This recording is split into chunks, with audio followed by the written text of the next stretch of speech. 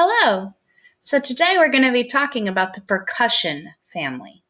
And so the percussion family, you can either tap it, think drumsticks or mallet. You can shake it, think maracas. And you can scrape it. Think about rhythm sticks that we've played in the music classroom before. Scrape.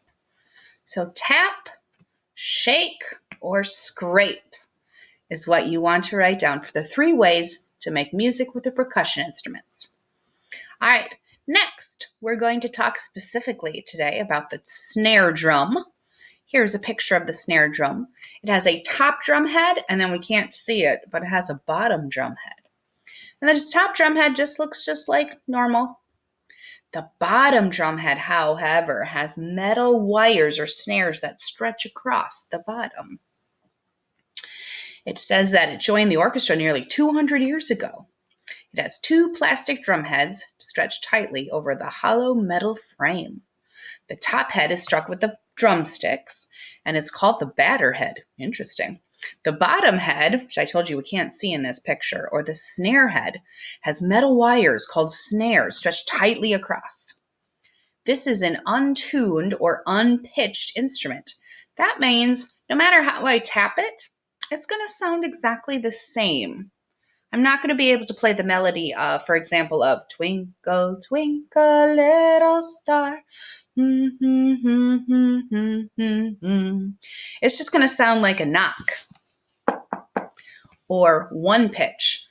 We're just going to listen to it in just a moment. So when the unpitched drum is struck on the top head, those metal wires or snares produce a characteristic sharp rattling sound as they vibrate against that bottom drum head. And you're going to be like, I've totally heard this before. I know, right? Exactly.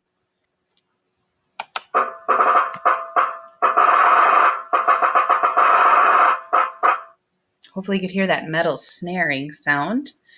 You can see it again for this clip. Pay attention to this guy, by the way. Wink, wink, I'll tell you later why.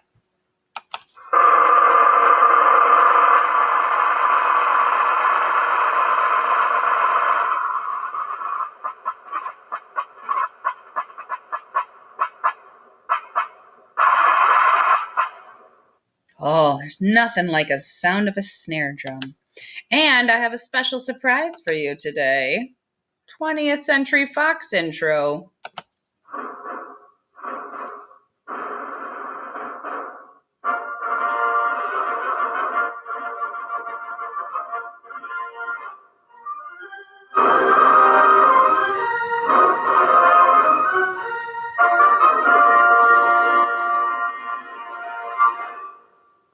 What was that? Did you hear the snare drum at the beginning? Me too. All right, and then I also want to talk to you about the bass drum. Bass drum. This is also tapped, although not drumsticks this time. This time it's tapped with a mallet. There it is. Woo, it's a big one. It's a big and low.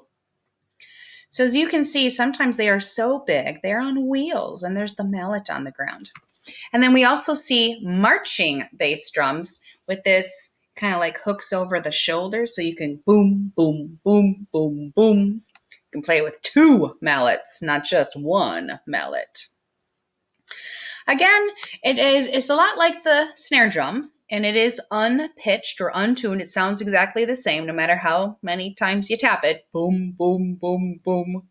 Again, it's not going to be like boom, boom, boom, boom, boom, boom, boom. Nope, it is unpitched.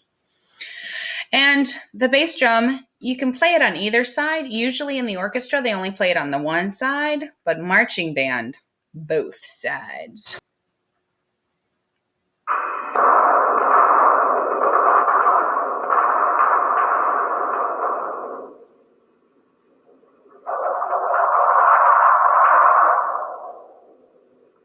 Kind of reminded me of thunder. By the way, remember when I said, look at that guy, keep him in your mind? Does this guy look familiar? He should.